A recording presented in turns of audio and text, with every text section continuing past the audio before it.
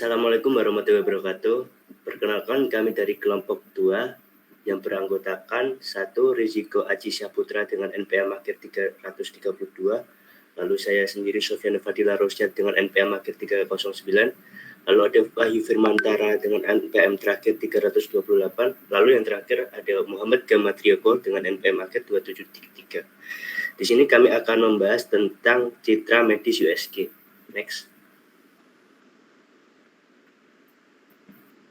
Apa itu USG? USG atau ultrasonografi adalah teknik pencitraan medis yang menggunakan gelombang suara berfrekuensi tinggi untuk menampilkan gambaran bagian dalam tubuh manusia. USG bekerja dengan cara mengirimkan gelombang suara ke dalam tubuh. Ketika gelombang ini mengenai jaringan atau organ, sebagian dipantulkan kembali sebagai echo. Pantulan inilah yang diterjemahkan menjadi gambar hitam putih grayscale pada layar. Teknologi ini banyak digunakan karena hasilnya cepat, real time, dan aman bagi pasien. Next. Prinsip kerja USG. Nah, di sini ultrasonografi menghasilkan citra berdasarkan pantulan gelombang suara dari jaringan tubuh. Ada tiga tahap utama. Yang pertama yaitu pemancaran. Di sini transducer mengubah sinyal listrik menjadi gelombang ultrasound. Lalu yang kedua ada pemantulan. Gelombang dipantulkan oleh jaringan dengan densitas berbeda. Lalu yang ketiga ada penerimaan. Echo diterima kembali oleh transducer dan diubah menjadi citra digital. Permasalahan pada citra USG ada 4. Yang pertama yaitu speckle noise atau bintik acak akibat interferensi gelombang. Lalu yang kedua ada kontras rendah atau batas antar organ sulit terlihat. Lalu yang ketiga ada artefak bayangan. Struktur padat seperti tulang menimbulkan area gelap di belakangnya. Lalu yang terakhir ada distorsi geometrik terjadi jika transducer bergerak atau miring. Metode praproses yang tepat untuk USG yaitu Clahe atau Contrast Limited Adaptive Histogram Equalization. Metode untuk meningkatkan kontras lokal citra dengan membagi gambar menjadi beberapa blok kecil dan menyesuaikan kontras setiap bagian secara adaptif. Kelebihan metode ini yaitu yang pertama meningkatkan kontras tanpa menambah noise. Yang kedua yaitu mempertahankan detail anatomi halus, dan yang ketiga cocok untuk citra medis dengan kontras rendah. Next. Untuk kasus nyatanya di sini ada deteksi janin pada pemeriksaan kehamilan awal. Pada pemeriksaan kehamilan trimester pertama, citra USG sering memiliki kontras rendah dan noise speckle yang membuat struktur janin sulit dibedakan. Maka dari itu, dengan menerapkan metode Clahe, kontras antara janin dan cairan ketuban dapat ditingkatkan. Hasilnya, area janin, khususnya kepala, menjadi lebih jelas sehingga dokter dapat melakukan pengukuran seperti head circumference atau HC dengan lebih akurat.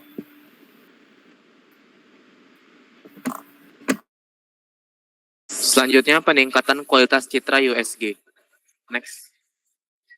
Jadi, ini adalah merupakan gambar kondisi awal dari citra USG, yang mana pada citra ini kita dapat lihat bahwa citra memiliki kontras yang rendah, di mana gambar didominasi oleh warna abu-abu gelap dan membuatnya terlihat datar dan sulit untuk dianalisis. Lalu detail-detailnya pun juga tidak jelas akibat kontras yang buruk. Detail penting seperti kontur tulang, tengkorak, dan struktur internal janin sulit dibedakan. Selanjutnya, dasar perbandingan. Citra ini menjadi acuan untuk mengukur efektivitas setiap metode peningkatan kualitas. Next.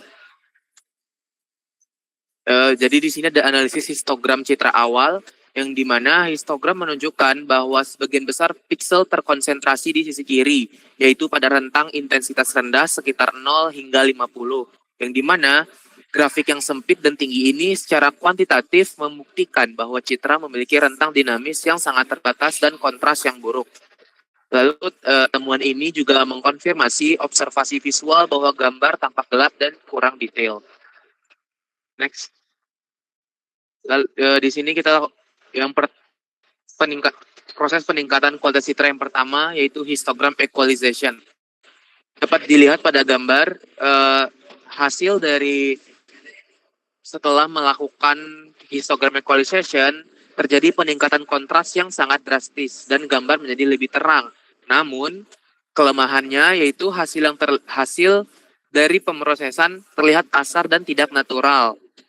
Permasalahan utama dari histogram equalization yaitu amplifikasi noise, yang dimana metode ini memperkuat speckle noise bintik-bintik derau secara signifikan yang membuat citra tampak kotor. Lalu potensi kehilangan detail juga menjadi permasalahan utama dari histogram equalization, di mana peningkatan noise beresiko mengaburkan detail-detail halus yang krusial untuk diagnosis. Next. Berikut analisis histogramnya. Histogram equalization menunjukkan bahwa distribusi pixel menyebar ke rentang yang lebih luas dari 0 hingga 255 yang merupakan upaya untuk memaksimalkan kontras global. Namun, penyebaran ini tidak merata, ditandai dengan beberapa ditandai dengan beberapa puncak tajam dan celah kosong yang signifikan diantaranya. Celah kosong ini mengindikasikan bahwa beberapa tingkat intensitas asli hilang yang secara visual berkorelasi dengan peningkatan noise dan tampilan yang kurang natural. Next. Selanjutnya, metode Clahe. Dapat dilihat bahwa hasil dari metode Clahe ini menghasilkan visual yang seimbang dan informatif. Peningkatan kontras terjadi secara efektif, membuat detail anatonim janin, struktur otak dan tulang menjadi jauh lebih tajam dan jelas. Keunggulan utama dari Clahe yaitu peningkatan yang terkontrol. Berbeda dengan HE, peningkatan pada Clahe terlihat lebih halus dan terkontrol karena bekerja secara adaptif dan pada area-area kecil. Yang kedua yaitu menekan noise. Detail penting berhasil ditonjolkan sementara noise yang tidak diinginkan tetap terkendali. Next. Analisis histogram dari Clahe. Histogram Clahe menampilkan distribusi pixel yang lebih lebar dan lebih merata dibandingkan citra asli, tanpa celah kosong yang signifikan seperti pada HE. Secara kuantitatif, ini menunjukkan bahwa Clahe berhasil meningkatkan rentang dinamis kontras secara efektif. Distribusi yang padat ini mendukung observasi visual tentang peningkatan detail yang cerdas dan terkontrol, karena tidak ada tingkatan intensitas yang hilang atau diperkuat secara berlebihan. Next. Selanjutnya untuk proses yang ketiga yaitu gamma correction, yang dimana dapat kita lihat hasil visual setelah menerapkan pemrosesan gamma correction, yaitu gambar secara keseluruhan menjadi lebih cerah, berhasil mengangkat area-area yang tadinya sangat gelap dan beberapa struktur yang tadinya samar menjadi sedikit lebih terlihat. Namun di sini ada kelemahan yang dimana peningkatan lebih dominan pada kecerahan atau brightness daripada kontras. Lalu meskipun gambar lebih terang, metode ini tidak secara signifikan membuat batas-batas jaringan menjadi lebih jelas atau tajam. Next. Analisis histogram. Dapat dilihat dari histogram ini menunjukkan bahwa distribusi pixel bergeser ke arah kanan. Nilai intensitas yang lebih tinggi dibandingkan citra asli. Bentuk histogramnya sendiri tidak banyak berubah, yang mana histogram hanya sedikit bergeser. Ini menegaskan bahwa metode ini utamanya mencerahkan gambar, tetapi tidak secara signifikan melebarkan rentang kontras seperti HE atau Clahe. Next. Jadi kesimpulannya, yaitu Clahe adalah pilihan terbaik untuk citra USG. Berdasarkan analisis visual dan histogram, Clahe terbukti sebagai metode yang paling efektif dan superior untuk meningkatkan kualitas citra medis USG. Alasan utama keunggulan Clahe yaitu peningkatan kontras yang cerdas, yang dimana Clahe bekerja secara adaptif hanya pada area yang membutuhkan, sehingga detail penting menjadi tajam tanpa merusak citra keseluruhan. Lalu kontrol noise juga yang unggul menjadi salah satu mekanisme pembatasan kontras pada Clahe berhasil menekan speckle noise yang menjadi masalah utama pada citra USG. Dan Clahe juga menghasilkan hasil yang paling seimbang, memberikan keseimbangan terbaik antara kejelasan detail dan tampilan yang natural, yang sangat krusial untuk kebutuhan diagnosis seperti diagnosis medis yang akurat. Selanjutnya yaitu menerapkan metode segmentasi berikut pada citra medis USG. Yang pertama ada metode region. Kelebihan dari metode ini adalah dengan toleransi yang lebih besar yaitu 30. Metode region menjadi lebih longgar dalam menerima variasi intensitas pixel. Hasilnya objek target tampak lebih menyatu dan lengkap serta lebih mudah dibedakan dari latar belakang. toleransi besar ini juga membawa risiko segmentasi meluas ke area yang bukan bagian dari objek target, terutama jika perbedaan intensitas antara objek dan background tidak terlalu besar. Hal ini dapat menyebabkan over-segmentation, di mana latar belakang atau jaringan sekitar ikut terambil sebagai bagian dari objek. Akibatnya batas objek menjadi kurang tegas dan kabur. Dari analisis hasil segmentasi toleransi 30 ini, segmentasi mampu mengambil objek target secara lebih menyeluruh, termasuk bagian yang sebelumnya tidak terambil saat toleransi kecil, namun terdapat kemungkinan tercampurnya sebagian background, sehingga batas antara objek dan latar belakang menjadi sedikit kurang jelas. Meski begitu, secara umum objek target berhasil tersegmentasi dengan baik dan lebih lengkap. Selanjutnya ada method growing.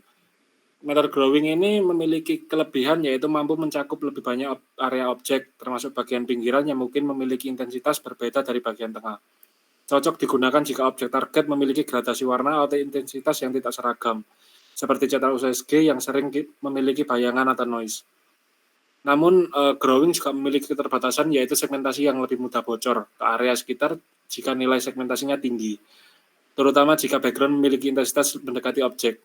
Selain itu, batas tepi objek menjadi kurang tegas dan mungkin tidak akurat dan risiko masuknya noise atau bagian yang tidak relevan menjadi lebih tinggi. Hasil segmentasi dari toleransi 30 ini memperlihatkan cakupan yang area luas, sehingga bentuk objek terlihat lebih menyebar, meskipun objek target tetap dapat dikenali, namun batasnya kurang jelas dibandingkan toleransi yang kecil. Hal ini membuat segmentasi kurang cocok jika dibutuhkan akurasi bentuk dan analisis detail tepi objek. Namun metode ini bisa diperguna jika tujuan segmentasi adalah untuk mendapatkan keseluruhan area organ atau struktur tanpa khawatir kehilangan bagian tertentu. Selanjutnya ada metode thresholding. Kelebihan thresholding ini antara lain kesederhanaan dan kecepatan komputasi. Metode ini sangat efektif jika objek memiliki kontras tinggi terhadap latar belakang, sehingga tepi objek mudah dipisahkan. Metode ini juga tidak memerlukan parameter kompleks atau iterasi seperti pada metode aktif kontur, sehingga cocok untuk segmentasi awal dan cepat. Namun thresholding ini memiliki keterbatasan yaitu menjadi kurang efektif jika citra memiliki intensitas objek yang mirip dengan latar belakang atau jika terdapat noise yang mengganggu histogram. Selain itu, metode ini tidak mempertimbangkan bentuk atau kontur objek, sehingga hasil segmentasi cenderung kasar dan tepi objek tidak halus. Metode ini juga sulit digunakan untuk citra dengan pencahayaan tidak merata. Analisis hasilnya yaitu menunjukkan metode ini berhasil memisahkan objek target dari latar belakang pada citra USG, terutama jika perbedaan intensitasnya cukup jelas. Objek utama terlihat pada area putih, sedangkan latar belakang menjadi hitam. Namun, beberapa tepi objek terlihat kasar dan mungkin terdapat piksel latar belakang yang ikut terbawa, atau false positif. Atau bagian objek yang hilang yaitu false negatif. Secara keseluruhan, thresholding ini efektif untuk segmentasi cepat dan sederhana, tetapi memang kurang presisi dibandingkan dengan metode aktif kontur dan memiliki kontur halus objek. Selanjutnya yaitu metode clustering. Kelebihan dari metode clustering terletak pada kemampuannya membagi seluruh area citra menjadi beberapa kelompok secara otomatis tanpa perlu menentukan titik awal seperti pada metode region atau growing. Dengan adanya pre-processing menggunakan Gaussian blur ini, noise pada citra menjadi lebih halus sehingga proses pengelompokan piksel menjadi lebih rapi dan kontras antara area terang dan gelap. Keterbatasannya yaitu metode ini sangat bergantung kepada perbedaan intensitas citra. Jika perbedaan tersebut tidak cukup kuat, maka beberapa area bisa saja masuk ke dalam kelompok yang salah. Selain itu, clustering tidak memperhatikan hubungan spasial antara piksel sehingga tepi objek kadang tampak kasar dan kurang presisi dibandingkan metode region. Berdasarkan hasil segmentasi, objek target sudah cukup berhasil dipisahkan dari latar belakang. Area terang yang mewakili struktur utama terlihat jelas dibandingkan area sekitarnya. Meskipun batasan belum sangat halus, pemisahan antara objek dan background sudah terlihat jelas dan mudah dikenali. Segmentasi Cummins K sama dengan 3. Kelebihan metode Cummins antara lain sederhana dan cepat, terutama untuk citra dengan kontras yang cukup jelas antara objek dan latar belakang. Metode ini tidak memerlukan informasi posisi awal kontur sehingga lebih fleksibel untuk segmentasi berbasis intensitas global. Selain itu, Commons dapat digunakan untuk citra grayscale maupun citra berwarna, serta mudah diimplementasikan dengan library. Keterbatasan Commons yaitu segmentasi sangat bergantung pada nilai K jika jumlah klaster tidak sesuai. Objek target bisa tergabung dengan latar belakang atau terbagi menjadi beberapa klaster. Metode ini tidak mempertimbangkan bentuk atau kontur objek, sehingga hasilnya kadang kasar dan sulit mengikuti tepi objek yang kompleks. Commons juga sensitif terhadap noise, sehingga pixel noise bisa mempengaruhi posisi centroid dan menyebabkan klaster tidak akurat.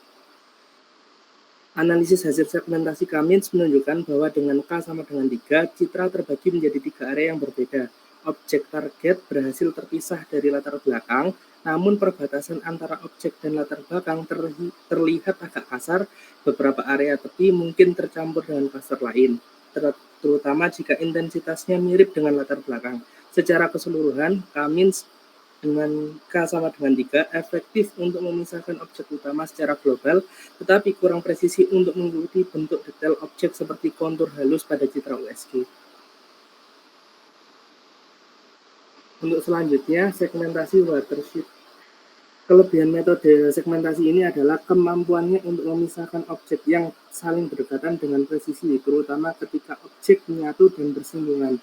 Metode ini juga efektif untuk segmentasi berbasis tepi dan dapat memanfaatkan marker untuk meningkatkan akurasi segmentasi dan mengurangi over-segmentation. Namun, metode ini memiliki keterbatasan. Watershed sangat sensitif terhadap noise. Pixel noise kecil bisa menghasilkan over-segmentation yang banyak, sehingga citra terbagi menjadi terlalu banyak region. Selain itu, metode ini membutuhkan pre-processing seperti filtering atau penentuan marker yang tepat agar hasil segmentasi stabil. Tanpa marker yang baik, tepi objek bisa menjadi tidak akurat atau menghasilkan segmen yang tidak relevan. Hasil segmentasi ini menunjukkan bahwa metode watershed mampu membedakan objek utama dari latar belakang dan cukup efektif dalam memisahkan area yang saling berdekatan pada citra USG. Hasil segmentasi menampilkan objek target terlihat terpisah dari area sekitar, namun pada citra dengan noise tinggi atau tepi objek yang tidak jelas, bisa terjadi over-segmentation sehingga beberapa region kecil yang tidak relevan ikut terbentuk. Secara keseluruhan, watershed sangat berguna untuk memisahkan objek kompleks atau bersinggungan, tetapi perlu pre-processing yang baik agar hasilnya presisi dan tidak menghasilkan segmen yang berlebihan. Segmentasi aktif kontur atau SNAKES. Kelebihan dari segmentasi ini mampu mengikuti bentuk objek yang kompleks dengan presisi tinggi dan cukup tahan terhadap noise, sehingga cocok untuk citra USG yang memiliki batas objek tidak terlalu tegas. Keterbatasannya yaitu membutuhkan kontur awal yang dekat dengan objek serta pengaturan parameter yang tepat agar hasil segmentasi stabil dan akurat. Prosesnya juga cenderung lebih lambat dibandingkan metode segmentasi yang lain. Pada hasil segmentasi ini, kontur akhir berhasil mengikuti tepi objek dan memisahkan target dari background yang jelas. Metode ini efektif untuk mendeteksi struktur halus dan detail pada citra medis. Kesimpulannya, berdasarkan hasil segmentasi dari ketujuh mode tersebut, aktif kontur SNAKES memberikan hasil paling baik karena mampu mengikuti bentuk objek dengan presisi tinggi dan memisahkan target dari background secara jelas. Thresholding, Commons, dan clustering dengan pre-processing yang cukup baik, namun kurang presisi di area tepi. Region dengan toleransi 30 memberikan segmentasi cepat, namun kurang detail, sedangkan region growing lebih mampu memperluas area objek, tetapi sensitif terhadap noise. Watershed efektif untuk memisahkan objek yang berdekatan, namun berpotensi oversegmentasi. Secara keseluruhan, SNAKES paling efektif untuk citra USG. Sekian untuk presentasi dari kelompok 2. Terima kasih.